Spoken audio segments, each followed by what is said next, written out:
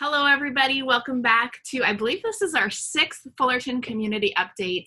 I can't believe it's been 6 weeks of us doing this. Who would have thought, right? Yeah, who would have thought? And we've had some great people so far. We've covered everything from what's going on in the city to St. Jude Medical Center to public safety to education. Last week was like the state and small businesses. And this week we are super excited because we have two nonprofits on the line with us today.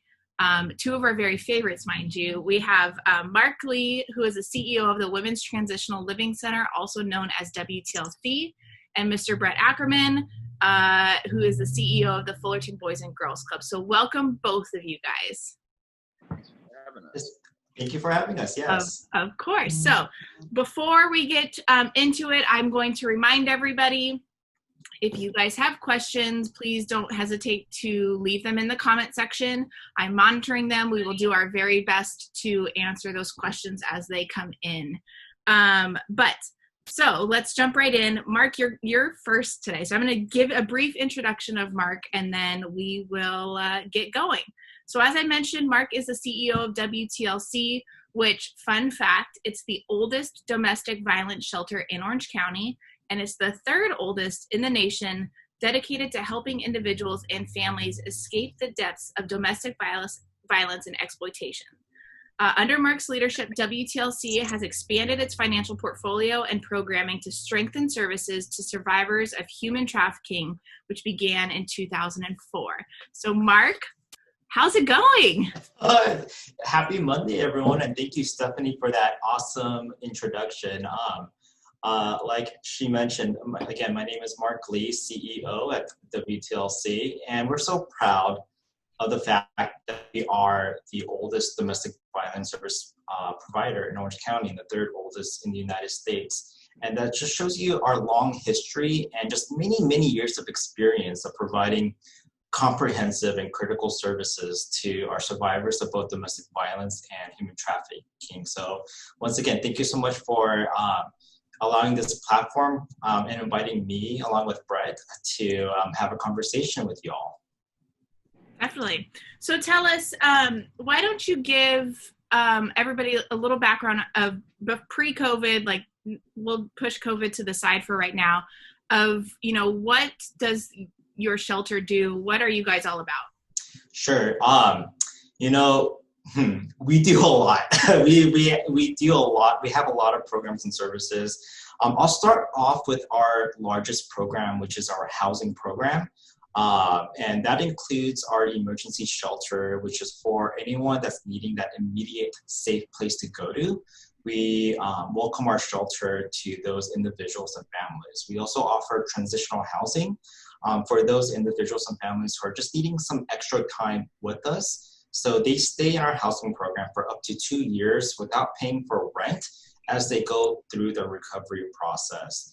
And most recently, we have our key housing program where we provide direct financial assistance for anyone that's wanting their own place or their own apartment, but may not have the initial capital or funds to pay for security deposit and rent. So we'll actually pay for those for several months until they are able to be self-sufficient and be independent.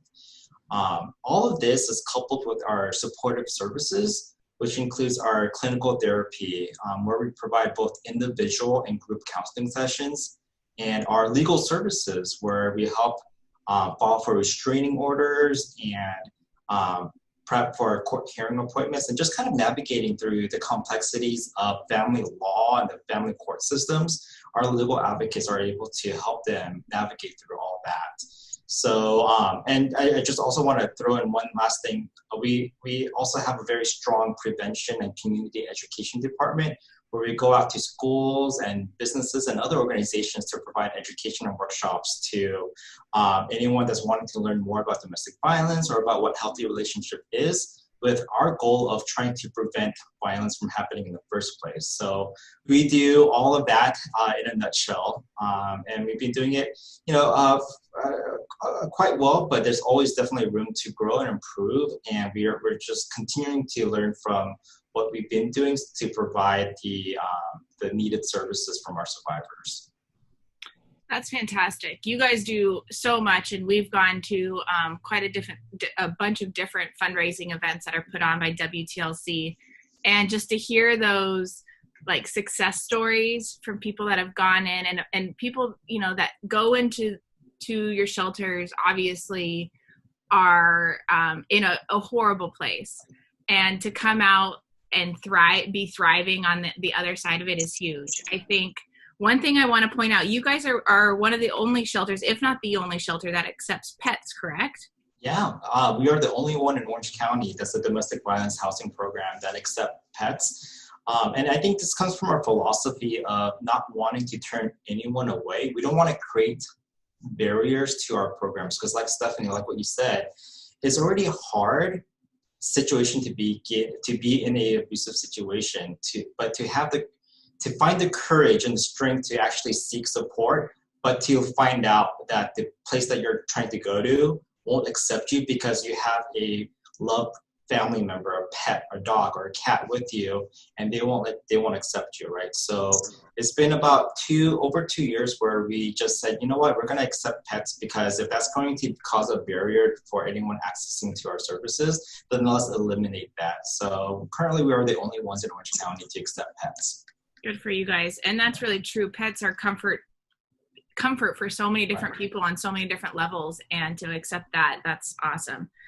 Now it says women in the title, Women's Transitional Living Center. What about if like a mom comes in with kids or like little boys, or how does that work, you know, with that? Yes, so our name actually came from the height of the women's movement in the 70s, because we were founded in 1976. And back then, domestic violence was kind of in hand-in-hand with a lot of with the issues, and it was really considered as a gender-based issue back then. But what we've learned today is that anyone could be impacted or victimized by domestic violence. It's not just women, but men, in both same-sex or in a traditional kind of relationship settings, right? But we accept if they have sons or older sons, then we still accept. So we don't turn anyone away based on their gender, their age, or just kind of in any situation. So it is a little misleading. So, but we loved our name WTLC because it just kind of preserves the legacy and the history of the organization that we have, which where we were, like what I said, founded in the height of the women's movement of the 70s. That's awesome. I love that you guys are all about that. So how many individuals or families do you guys serve on average? You know, it depends on which program elements that we look at. So in our housing program, unfortunately, the need is always there, and we're almost throughout the year, we're at max capacity, and we would love to serve more, but we could only house as many folks that we have bed spaces for. It's not like we could just magically create new spaces. So we're being very creative with working with local hotels and motels to help create an extension of our shelter program. But unfortunately, our housing program is pretty much at max throughout the year. And then, but just about 2 years ago, we've changed our program model from a shelter-based model to a community-based model. So, so in the past, if anyone just needs access to our counseling services per se, they would have to come to our shelter first, and then they would have access to our supportive services. But what we realized is that not everyone needs shelter, but they may need counseling, right? Or if I would rather stay at my mom's place as opposed to going to shelter, then why can't WTLC still provide me with counseling? So that's why we changed our program philosophy from a non-shelter based model. And since then, we've more than doubled the number of clients that we serve through our supportive services, because we just opened it up to the community. And Stephanie and Joe and Brett, I don't know if you've come by, you know, our main facility recently, but for the first time ever, we have our logo on our building because, again, we became community-based. So we wanted to be part of the community. We want to be known that our center is available for anyone in our community that needs access to our service. Now, again, our shelter has moved to an off-site location, and that location is still confidential, and we do not disclose the location of that building, nor do we have any signage of WTLC on that property, but our main facility is now our community center. So we're just really happy and proud that we're able to do that. And we just kind of increase our accessibility to our services to just that many, to many more people. And I love that you said it's community based as opposed to shelter based, which when the first time you said that just now, I was like, well, exactly does that mean? And it totally makes sense. And it seems to be, I think, so beneficial across the board. So here's a question, because, you know, we especially these days, mental health is such a big deal. You know, a lot of people we've seen when we talked to the police chief a few weeks ago, their calls for domestic violence are going up, unfortunately. So, you know, if somebody were to seek assistance or need assistance, what does that process kind of look like? Who do they contact? How do they get started in that road to safety with you guys? A very, very great question. Before I kind of go on, I do agree what our local law enforcement is seeing with the domestic violence cases, the increase. We're definitely seeing that as well through our 24/7 helpline number. So we do operate our own hotline or crisis number. Do you have that number off the top of your head? Yeah, it's 1-877-531-5522. And we have staff members on standby next to the phone 24/7, any day throughout the year. But before I go on, I just want to take a moment to say that it's important to remember and recognize that domestic violence has been a global pandemic, a public health crisis long before COVID-19 operated. Yeah. But what we're seeing because of the COVID-19 and the effects of the Safe at Home order and just kind of like the increased level of anxiety by all of us is that the COVID-19 has definitely set the stage for an influx of domestic violence cases. So with that understanding, unfortunately, like what I said, WTLC, we've really experienced an increase of number of callers to our 24/7 helpline. In fact, since March, we have more than doubled the number of callers to our helpline when looking at the data through the same time last year. And most of these callers were COVID-19 related. I think, you know, you mentioned this earlier that with the Safe at Home order, it's meant to keep us safe and help mitigate the spreading of the virus, right? But what if staying at home is not safe for you? Yeah. Because of the Safe at Home order, those who are in an abusive situation is pretty much stuck with their abuser 24/7 or for a longer period of time. Mm-hmm. So just to kind of thinking about their situation is just really unimaginable, right? The other thing that I want to add to that is a common tactic that a lot of abusers use is the force of isolation because they want to have that power and control over their partner. And they're using COVID-19 as an excuse to justify, hey, because of COVID-19, I'm not going to let you talk to your family and friends. So when you take their system support away from them, on top of with being at home with their abuser pretty much all day long and all night long, just the increased level of anxiety and fear that our survivors are facing during the COVID-19 pandemic is just very unfortunate. And I think that's why we're seeing a lot of callers to our helpline number, because they just need that emotional support. And they also just are seeking information about our services. Now, we do have people still coming to our shelter. We're still in operations. We're still taking people in. But a lot of our callers, they do have this kind of extra worry during this pandemic. For example, someone might be ready to leave their abusive situation and come into our shelter program. But unfortunately, a lot of our callers are asking, but is it really safe for me? Like, I don't want to get the virus, or I don't want my kid to get sick. So I feel like I need a safe place to go to, but maybe I'd rather stay at home because I don't know what your shelter program is like. So we take a lot of effort on our end to inform our participants and the callers that we're doing what we can here at our properties and in our facilities to still create that safe environment for you. because we never want someone to be in a difficult situation to decide, is it safer for me to stay at an unsafe home, or is it safer for me to go to a place of unknown, right? Yeah. So that was very interesting. And also a lot of other kind of group of callers that we've been getting recently are those that may not be in a crisis situation anymore. So they've already left their abusive partner.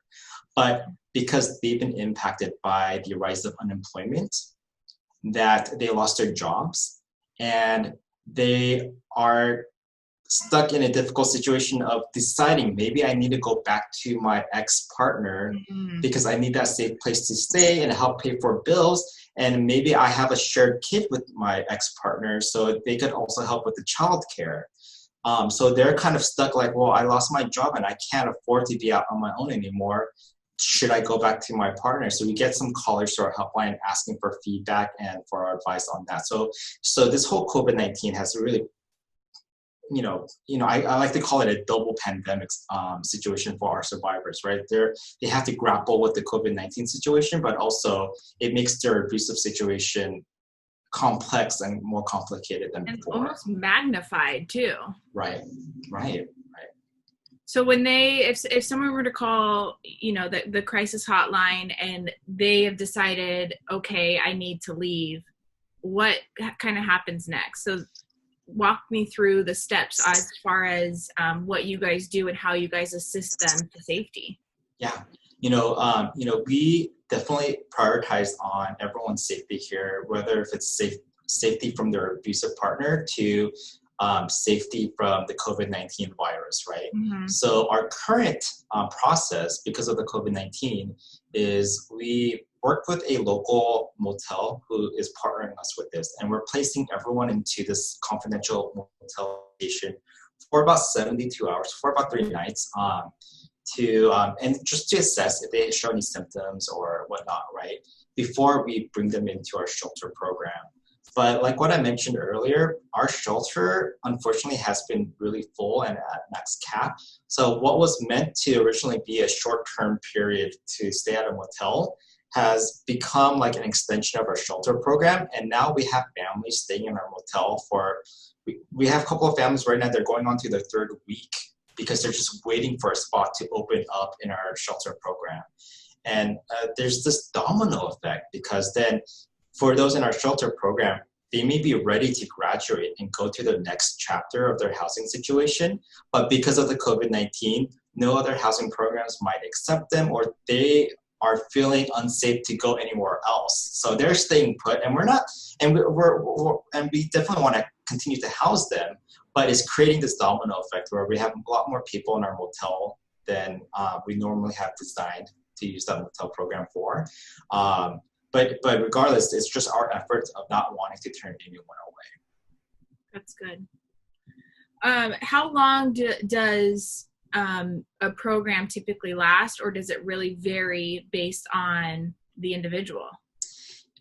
Great question. We've adopted a model called survivor driven. So we have our survivors and our clients direct us how we could help them, as opposed to us telling them, you need to be here for 45 days and then you need to do this and you need to do that. So it's very individualized. So some of our participants, they may only need us for two days, and then they're happy to go back to their moms, or they find another place that they'd rather go to. Or we have other families that's really been with us for almost 2 years in our transitional housing program. So it's varied, it's very unique, and it's very individualized. That's good. One size definitely doesn't fit all. It does not fit all, for sure. You had mentioned a few minutes ago about like graduating from a program, and what does that typically look like? Does that mean they're ready to go out? You've assisted them in finding a job or whatever that may look like? Or on the note of everyone has their individual goals, right? So with their case manager, they set up what their individual goals are. And for a lot of folks, it could look like finding full-time employment and finding my own place to go, right? Or having my own apartment. If that's their identified goals, we do whatever we can to help them achieve and accomplish those goals. Some other goals might be, I just need a temporary place. I just need to stabilize before I could have enough funds to fly out to Texas, because I have system support or family members there that I'd rather stay with. So depending on whatever their goals are, we count that as a success, and we count that as they graduated from our program.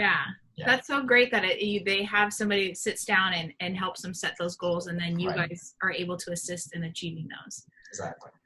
Well, WTLC has been something that my whole family's been involved in and have supported for a very long time. It's something my husband and I contribute and donate to every year.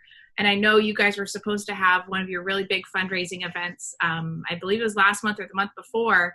And unfortunately, we had to cancel that. Same with Boys and Girls Club, with a big fundraising event for that. What are some ways that the community can assist you guys? Because I know you are heavily relying on donations made in order to continue providing services to our community. So what can our community do to assist you during these times? Right. And we're so happy for your family, and specifically your mom Susie has been on our board for many years, and the whole family has been a great support and donors and investors of WTLC, and really champions for wanting to see a change in the cycle of violence that we are seeing in our community. So thank you for that. Like what you said, we did cancel our largest fundraising event, which was originally scheduled for March 28th, which kind of was like right after the initial pandemic news that we've all heard in the stay-at-home order. I'm so blessed that I've witnessed the community coming together and offering support in a time when our own safety and our own well-being should also be considered important. So it was amazing to see that our local churches and other kind of funders have provided additional response funds to WTLC so that we could continue to pay for those extended motel nights, and for us to just really buy disinfectant and other kind of important supplies to maintain a clean, safe environment here at WTLC, both at the community center and in our shelter locations. With that in mind, the supplies, once we get them, we issue them out. And for us, it's not just we're giving them out to our staff for their safety, but we're also giving the same supplies to our residents, our clients in our shelter program, because they don't have access to those supplies either. So once we receive a donation, we are taking care of our staff members and the clients that we're seeing. So the rate in which we are having supplies on hand is just really low. So if there's any kind of donation effort or in-kind donation effort to supply PPE kind of type of equipment, we will totally appreciate that. I think the other thing that's really important to highlight during this time is, if you or know someone who's going through an abusive situation and they're reaching out to you to find support, the best thing that you could do is just be an active listener and just kind of really listen to them. A lot of times what a lot of us tend to do is we try to downplay the situation, especially if it's an uncomfortable, situation, right? If our friend's going through uncomfortable, then I would feel awkward, and I would want to downplay it so that I don't have to deal with that awkward conversation. But instead of doing that, just be a lending ear, because during this time of the pandemic and the COVID-19, having that support that the survivors need is probably the most critical thing that you can do. And once they're ready, remind them there are places like WTLC that is always available to answer their phone calls and provide whatever services that we need. So if anyone who's watching right now could just remember that and keep WTLC in mind. And if you know anyone that's going through this abusive situation, please help them connect to us and just be a good friend or family member for that individual. That's such good advice. And, you mentioned, and I was actually going to bring this up too, but you mentioned the uncomfortableness of knowing somebody or having conversations with somebody, just like the uncomfortableness of racism that we're all kind of going through right now. And it's fascinating to watch people support people through such an uncomfortable time. And then if you're still uncomfortable, talk to a survivor. The first time, domestic violence, you get uncomfortable with that term. But to hear a survivor's story coming out on the other side and watching them go step by step and being so empowered on the other, I'm tearing up right now, to watch them become so empowered afterwards. It's incredible, and it takes that uncomfortableness out. So thank you for everything you're doing. Okay. Any questions? Joe, do you want to add anything? Yeah, I do. Hey, Mark, and you touched on this a little bit, but, a mom comes in and she's got a 16, 17-year-old male. You guys accept those, right? And a lot of places, they stop at that male barrier right there. And then you've got that male back there with the perpetrator, who I call him, and it just continues that merry-go-round ride. So I really wanted to compliment you on that as well, and just, a little bit more on what Steph was talking about, just to hear the success stories and what's going on with that. Nice job. Nice job. Thank you so much, Joe. And it was very important for us to remove as many barriers to our programs as much as possible. So if such decision in the past of not accepting a male kid who is just 14 years old or older would put that barrier, right? So we made that decision some time ago to not have that become an issue. And we have, sons who are still in high school, but they may be 18, just about to graduate, and they still need to be under parental care, right? Yeah. So having them either homeless or being stuck with the abusive partner did not make sense. It does not make sense to us, at least. So yeah, it's our philosophy of wanting to be accessible to as many people as possible. So in closing on this part of it, is there anything, Mark, that you would like to add that you missed? And of course, while Brett's talking, you'll have a chance to think about that as well. Is there anything you'd like to add? Well, you know what? I think I covered a lot. I don't want to take much of Brett's time, but I'll just look forward to any questions from the viewers who might have at the later part of the session. So I will wait for that. Okay, thank you. Thanks, Mark. All righty. Okay, Mark, I'm going to mute you, and Brett, I'm going to unmute you. Or if you can unmute yourself. Okay, so thank you, Mark. That was fantastic. Next up, equally as important and equally touches my soul, is the Boys and Girls Club of Fullerton. So Brett Ackerman is the CEO of the Boys and Girls Club. Fun fact, he began his career in banking as a business banker. He also started serving on the Boys and Girls Club Board of Directors for about 8 years, and then he accepted the job in 2013 as CEO of the Fullerton Boys and Girls Club. So Brett, hi. How are we? Good, how are you? That was a good talk. I like learning about that, Mark. I appreciate that. So tell me what's going on with the club. How about we'll do the same thing we did with Mark, but pre-COVID.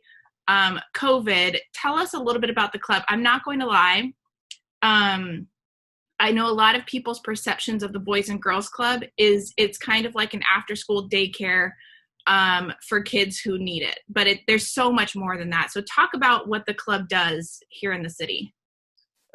So basically, if we go pre-COVID times, we have 4 locations in Fullerton. So we have 2 that are located on Title I schools at Valencia Park and Commonwealth. And then we have our main site that is in the community center here in Fullerton. And then we have a teen center that's kind of just south of the tracks off Truslow. Basically, we are a before and after school program. So when you're looking, let's just say 2019, we had roughly 1,200 members. And of those 1,200, we're servicing about 300 kids a day between the 4 sites. So on any given day, we're typically we have a fleet of 15 passenger vans where we're actually accepting kids at 6:30 in the morning here at the main facility, and we're busing them to their schools. And at the end of the day, we are then rerouting and going to 21 different schools in Fullerton and picking up kids and bringing them back to the club. So any given day, we're transporting over 200 children to and from school every single day. And yes, typically people think of the Boys and Girls Club. The old tradition is gym and swim. Yeah. Because honestly, it really used to be, as a lot of people say, the only game in town. So we were founded back in 1952, and then were incorporated in 54. And there were really no other programs that were out there, and at the time, for boys. So the city came together. They built the original building that was sitting kind of where we are sitting now back in the 50s, and we serviced hundreds of thousands of kids over the years. Mm-hmm. And over time, things have become a lot more segmented, if you will. So you have a lot of parents that are focusing kids on single arts, if you will, arts or karate or sports. And you're seeing a lot more definition that goes into how a child is reared from kindergarten to high school. And what the Boys and Girls Club really is a spot that can serve all kids at any time. So basically our mission's, to enable all young people, especially those who need us most, to reach their full potential as productive and caring citizens. So it's really a mentorship model for children, which, and I hate to say it, but kind of coupled with what Mark's doing, there's a lot of parents running around these days that probably shouldn't be parents, and we're their second home. We're their safe haven for a lot of these children. So there's a lot of kids that look forward to coming to the club and are not happy when they have to leave. Yeah. And with this COVID time, it really has put a humongous strain on both the children and the parents, because now we're all in the same boat. Like Mark said, we're safer at home, but is it really safer at home? Are they getting what they need at home? And how do we help that? So talk about some of the programs. I mean, you clearly have the different sports programs usually offered to the kids that they can participate in. But there's, great programs that when I first looked at the program list, I couldn't even believe. I mean, there's a farm to table program, there's robotics, there's all sorts of arts programs. Like the kids are learning how to create videos. I mean, it's just insane, the list of programs.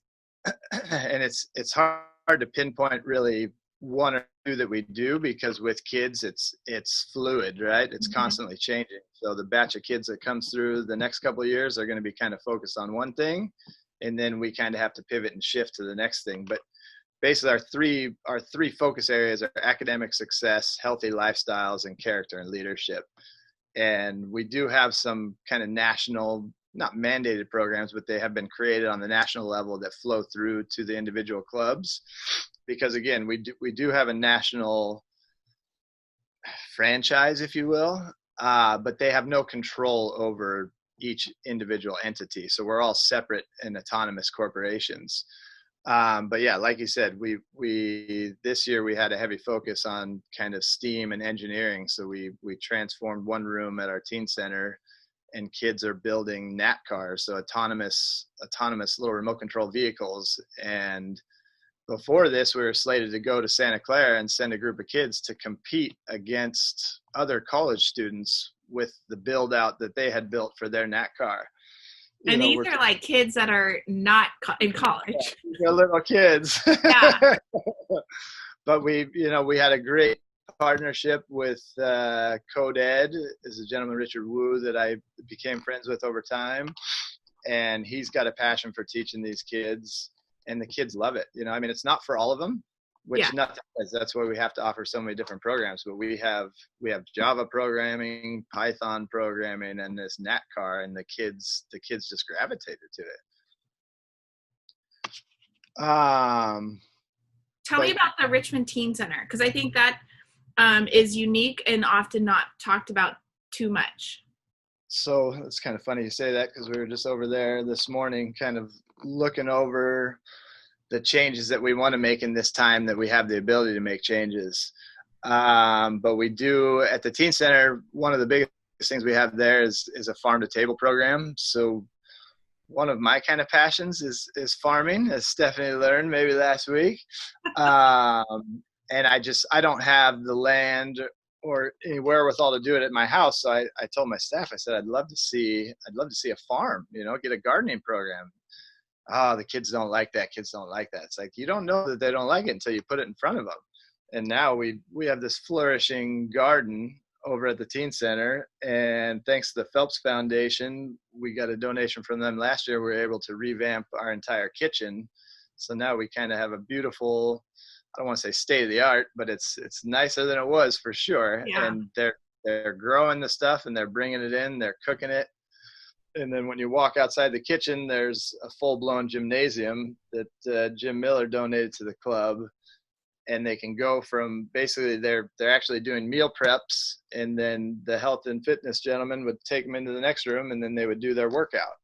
They're learning like good, essentially life skills or life habits, Healthy habits to carry on. And there's a lot of these children that have never been in a full-blown kitchen. A lot of our members have never been to a restaurant. Mm-hmm. So there's a lot of things that we take for granted on an everyday basis that you run into these children that have never experienced a lot of this, and it's just eye-opening, and it's just wonderful to see. So tell me about, with COVID, obviously the school shut down, the club, couldn't accept kids because of the order. So what have you guys done to pivot? Because I know you guys have done quite a bit to still do your best to reach your kids, everything from surveying every family. What have you guys done, and how is it looking right now? So when it first shut down, I guess 16th was our first day of not being open. We really had no idea what we were going to do. So in the back of my head, it's like, okay, how do we keep the staff busy to when things clear up? Because you think it's just going to go away right after it happens. And we started doing the deep cleanings and things like that, and that took a couple of days. And then I before this happened, we had 42 staff, and we had to let a good majority of them go. We're down to 12 individuals now, but we tried to focus on what the major needs were, because there was no way we were going to get kids back into the clubs. So food was the first thing that popped up, and we created a partnership with our little helpers to start a food distribution program, which typically on any given day we do have meals and snacks for the kids, but without the kids, it's harder to get people to buy into those meal programs. So we partner with that foundation. We started with 40 kids for the first week, and I think our first meal was served on March 30th, and it's grab and go. And we started with 40 children, and each week it got incrementally higher because the food was just going in minutes. So now we're currently serving 150 children Monday, Wednesday, and Friday, which it comes out to about 2,100 meals per week, because on the Monday and Wednesday, they're getting 2 breakfasts and 2 lunches per child. And then on Friday, they're getting 3 of each to carry them over to the following Monday. So the meal program has been really significant, and it's unfortunate to see that the food disparity is really there, and it's gotten larger and larger week by week. Typically with this, and I'm not too familiar with the food distribution program, so I don't want to overspeak my bounds, but we hit the cap at 130 kids, and we had to get state approval to move that number up. And that state approval came within a matter of minutes, and now we're up to 150 a day.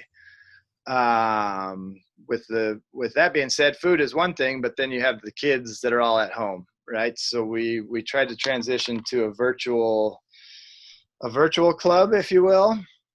But one of the things we're finding in the city is, as much as the school has passed out a lot of the electronic equipment, whether it be Chromebooks or iPads to the children, not all these children have infrastructure at home to get online and to facilitate this distance learning.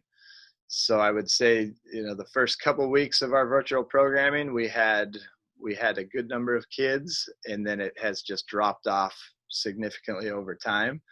So we tried another avenue to where, how can we get kids engaged without online? So we created a Kits for Kids program. So you're seeing a few different people. I think the Muck is doing it as well, but we're basically putting together either an art or a STEAM kit, and we're actually driving around to all the members that sign up, and we're delivering about 75 kits on Wednesdays. So it's kind of like a drive and dash. We run up, we drop, ring the doorbell, and run away, contactless delivery. And then they're doing the Zoom call for that on Thursday if the kids are having trouble. They all come with instructions and whatnot, but if they're having trouble, they can do a live Zoom call with the staff to show them how to do it. And then last but not least, our newest kind of addition that we started a couple weeks ago was kind of the Friday birthday drive-bys. So any children that have birthdays starting from today to Friday, we struck up a partnership with Patty Cakes, is a local cupcake joint here, and they're donating the cupcakes for the children. And then we have some kind of gift, either a sports ball or a Maleficent snow globe, something of that nature. And we've been getting in contact to get an okay to come by and do this drive-by by their house so we can surprise the kid. And it's been great. The kids have been really receptive to it. And it's just seeing those smiles again that we used to see every day, and just down to once a week. It's disheartening, but it's uplifting at the same time. It's so cool. And if you go on either Boys and Girls Club Facebook page or Instagram page, you can see like the snapshots of the kids, and you can tell how much it means to them, because if you ever go to the club, when there's kids in there, you see their interaction with the staff, and you see how much the club means to them and how much their friends mean to them. And the fact that you're still able to bring a little piece of the club to them and it's a little bit of a celebration to them, it's the coolest thing. You guys should all go to their Facebook or Instagram page and check it out. It's pretty fun. When they first came up with the idea, I was like, that's just a cupcake. It's like, hey, it's better than nothing. And when they went on the first round, it was a whole parade of buses that we decorate and put the balloons on. And it was a huge success. The kids loved it. That's cool. So, I'm going to ask you the same question I asked Mark, which was, one of the club's major fundraising events was the golf tournament, and we had to postpone that. So that being said, what can the community do to assist in times like this for the club in order to help the kids that aren't getting those services right now? Can I just ask everyone to break out their checkbooks right now and just write a check? I'll send you the address in the Facebook link, and we'll go from there. Honestly,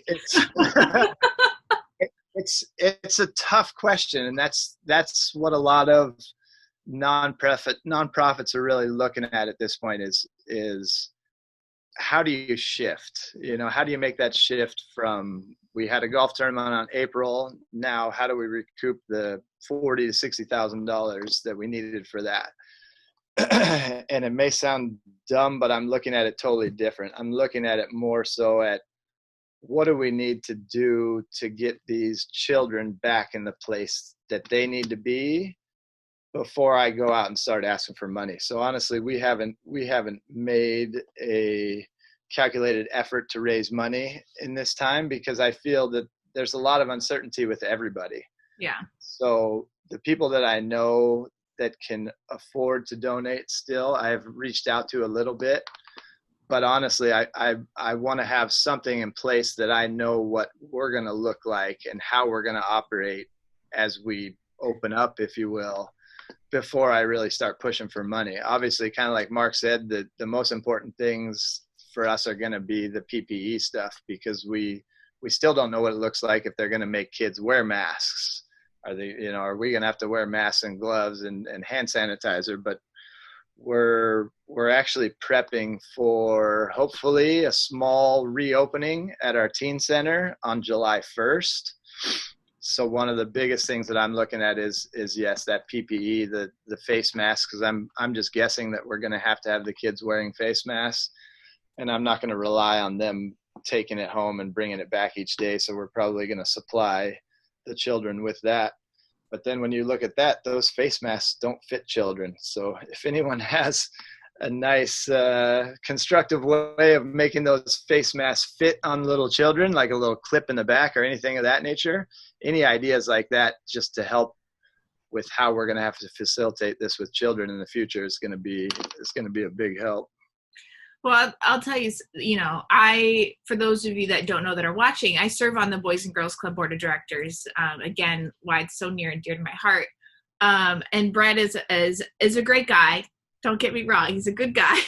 But here's what has pleasantly surprised me about you, Brett. And I mean this in like the biggest compliment is through this whole entire, shift of COVID and being shut down, you have never once taken your eye off the ball of those kids. And we've had, I don't even know how many conversations over the last 10 weeks. And every single conversation, you're concerned about each and every kid's well-being, how they're doing at home, how they're doing with their schoolwork, and when can I get the kids back? And I commend you on that. It's super impressive to see, not like I doubted you before by any means. You know why that is because I have a first grade. Oh no, he broke up. And the first thing that I want to do is get rid of my home. Yeah, it's trying time. I mean, when you look at people, and this whole situation has been different for every single person. Like when I take my block that I live on, I would say half the block has been highly affected, whether they have lost their jobs or are completely working from home, to completely normal, and nothing has changed because they're deemed the essential workers and they still have to go in. But when you factor it down to the parents that have children 0 to, let's just say 10, because my son at 8 is pretty self-sufficient, but some 8-year-olds are at a 6-year-old level. So it is a huge stress on the parents right now. And the thing that just weighs in the back of my head is looking at the, less fortunate people in the lower income brackets, the amount of stress that they had pre-COVID to now what they're dealing with now, it's astronomical. And the equity gap is just increasing at astronomical rates. It's going to be tough to get back from. Well, you've been working on a plan with your staff on reopening and what that's going to look like. And, you have to go by guidelines from the state, clearly. But you truly are trying to get those doors open as soon as you can in the safest way possible. Which today was supposed to be day 1 of our summer program, which we usually have 300 kids between 2 sites just bouncing off the walls and sitting in an empty office. It is not very fun. Somebody's asking, how many kids masks do you need? At this point, as many as we can get, honestly. National did strike up a partnership with Amazon because Amazon, I guess when this first started, shut down all of their PPE distribution to the general public. And we have struck up a partnership with Amazon. So I'm trying to wiggle through the weeds there to figure it out. But at this point, our plan July 1st is to have 30 kids. So I'm assuming, no matter what, I need 30 masks a day for however that looks. So I'm not one, if someone says how much you need, I need as much as you can give me.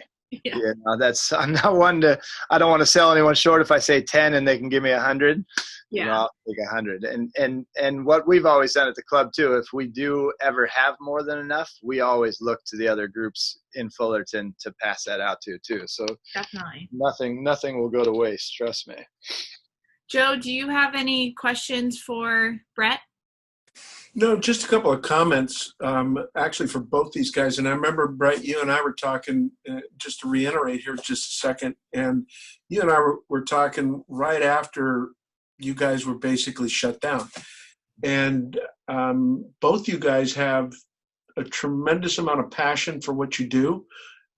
Brett, your number one concern was those kids and in a vulnerable spot at home.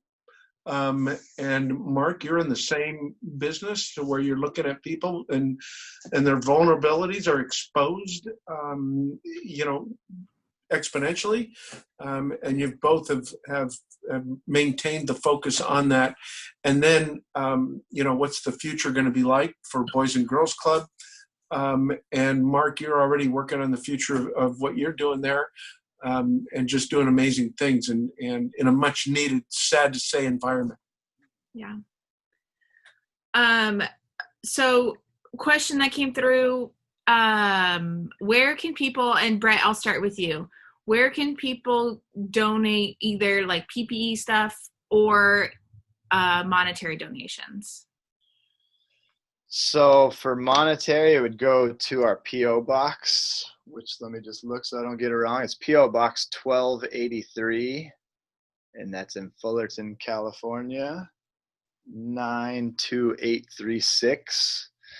And then at this point, the in-person stuff is kind of difficult because, like I said, we're in the community center, which is shut down, and they have staff here kind of Monday through Thursday, but it's spotty. So I would say probably at our teen center and kind of on that same schedule. So we're basically at the teen center, which is on 410 South Richmond in Fullerton as well, which we're there Monday, Wednesday, and Friday between 9 o'clock and 11 o'clock, guaranteed that we'll be there. So if someone wanted to drop by there, they could do it there. I'll leave both of those in the comments below. Perfect. Mark, what about you? Both fit like PPE stuff or monetary donations? Sure, for monetary, we do also have a mailing address to our local P.O. box, which is P.O. Box 916. And it's the same Fullerton, and the 92836 is the zip code. Got it. And then for in-kind supplies, as part of our response during the COVID-19, we do have laminated signs at our main facility that says not accepting in-kind donations right now. And that's with the idea of, clothing or other things that we weren't sure about the condition of those in-kind donations. But specifically for PPE, they could just simply email to info@WTLC.org, and they could schedule a time either for them to drop it off at our location, or our staff is willing to pick up the donations wherever it's most convenient for them. Of course, they'll be wearing their masks and gloves and just making sure that it's the safest way as possible. So if that's easier, then we could coordinate a time for one of our team members to pick up the donations. Yeah, that would be the same with us. Actually, you can add my email address in there if need be, and I can pick it up. Your personal one? Your Brett? Club one, the B Ackerman at Boys Girls Fullerton. Okay, I will put that in the notes as well. Any last words? Any last words from anybody?